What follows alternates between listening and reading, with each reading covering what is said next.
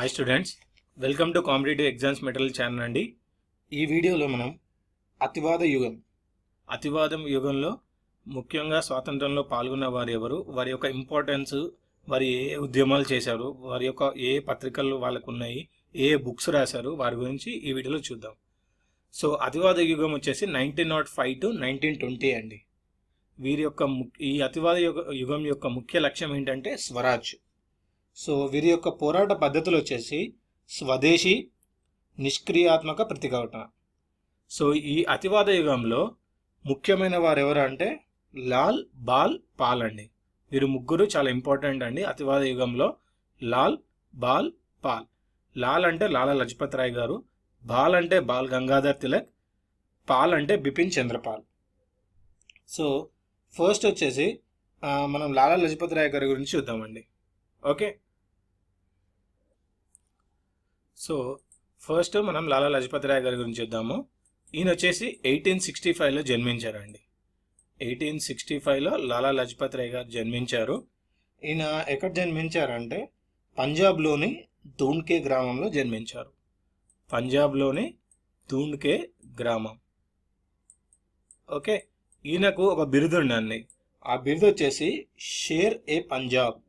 Share ఏ Punjab. So ఈయన ప్రచురించిన పత్రికలు వచ్చేసి the Punjabi, the people. The Punjabi, the people.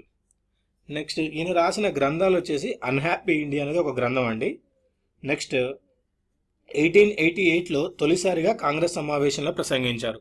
So లాలా లజపత్ రాయ్ గారు ఫస్ట్ ఎప్పుడండి ఏ సమావేశంలో ప్రసంగించారు? 1888లో. Next AITUC, all Indian trade union కాంగ్రెస్ని స్థాపించిన వ్యక్తి ఎస్ఎం జోషి 1920లో. ఏఐటియుసి యొక్క మొట్టమొదటి అధ్యక్షుడు Lala Lajpat Rai. So AITUC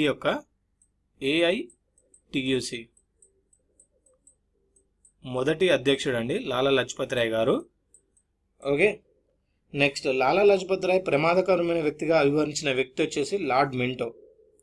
so next Lord Hardings వచ్చేసి లాలా లజపత్ రాయ్ గారిని ఒక ప్రమాదకరమైన కుట్రదారు అంటే డేంజరస్ కాన్స్పిరేటర్గా అభివర్ణించారండి. సో ఇదండి లాలా లజపత్ రాయ్ గారి గురించి.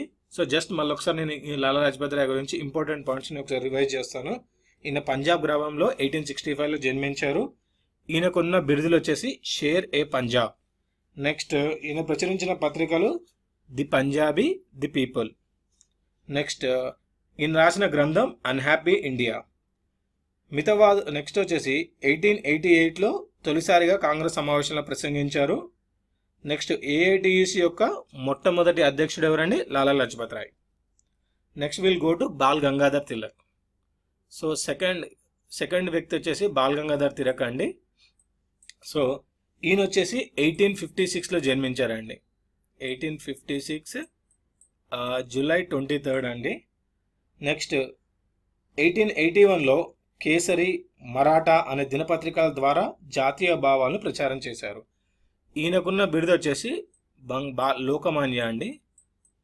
లోకమాన్య తిలక్ అని కూడా అంటారు. లోకమాన్య. ఓకే, నెక్స్ట్ తిలక్ 1893లో గణపతి ఉత్సవాలు, 1895లో శివాజీ ఉత్సవాలు నిర్వహించి ప్రజల్లో దేశభక్తిని పెంపొందించే ప్రయత్నం చేశారు. నెక్స్ట్ 1908లో తిలక్ను ప్రభుత్వం నిర్బంధించిందండి. ఎప్పుడు? 1908లో తిలక్ని ప్రభుత్వం నిర్బంధించింది. తిలక్ మాండ్లే జైల్లో ఉన్న సమయంలో గీతా రహస్యం అనే గ్రంథాన్ని రచించారు. ఏ గ్రంథం రచించారండి? గీతా రహస్యం అనే గ్రంథాన్ని బాలగంగాధర్ తిలక్ గారు రచించారు. ఎప్పుడు? జైల్లో ఉన్నప్పుడు.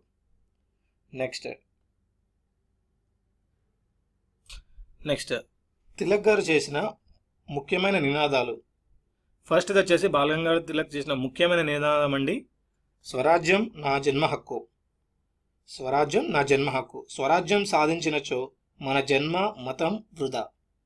నెక్స్ట్ వచ్చేసి నాపై పడ్డ ప్రతి దెబ్బ బ్రిటిష్ వాడి సామ్రాజ్యవాద శవపేటికకు దిగుతున్న ఒక్కొక్క మేకు అని పలికారు. నెక్స్ట్ తిలక్ను వివిధ రకాలుగా వివరించేవారు. భారత రాజద్రోహ పితామహుడు, ఫాదర్ ఆఫ్ ఇండియన్ డిస్ఎఫెక్షన్. నెక్స్ట్ పెద్ద ద్రోహి.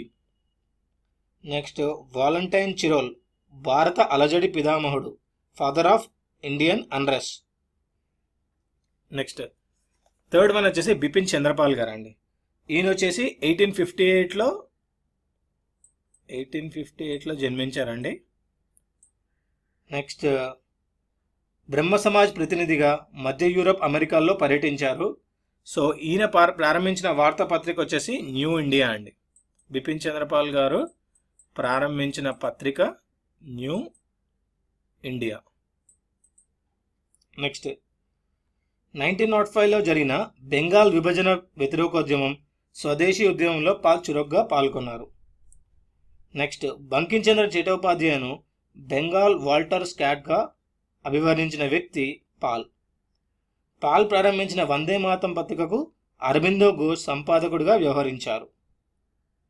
నెక్స్ట్ పాల్ రచించిన గ్రంథం వచ్చేసి నా జీవితకాలం నాటి జ్ఞాపకాలు.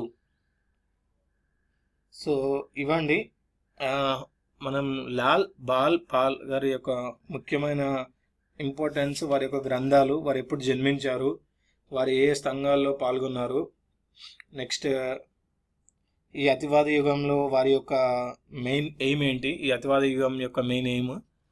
సో ఇవి చూసాం కదా. వచ్చే వీడియోలో గాంధీ యుగం గురించి నేర్చుకుందామండి. ఈ వీడియో మీకు నచ్చినట్టయితే లైక్ చేయండి, సబ్స్క్రైబ్ చేయండి, షేర్ చేయండి.